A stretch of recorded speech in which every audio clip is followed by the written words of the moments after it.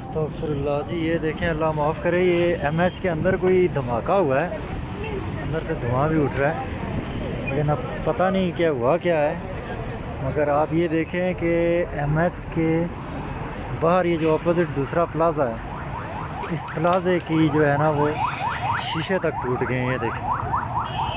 और रोड के ऊपर जो गाड़ियाँ गुज़र रही थी, उन गाड़ियों में से भी एक दो गाड़ियों के शीशे टूटे हैं। और ये गाड़ियाँ अब आ रही हैं, फायर ब्रिगेड की भी, एम्बुलेंसेस भी।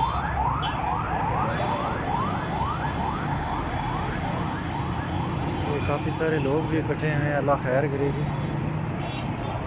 ये देखें जी, शीशे देखें जी टूटे हुए।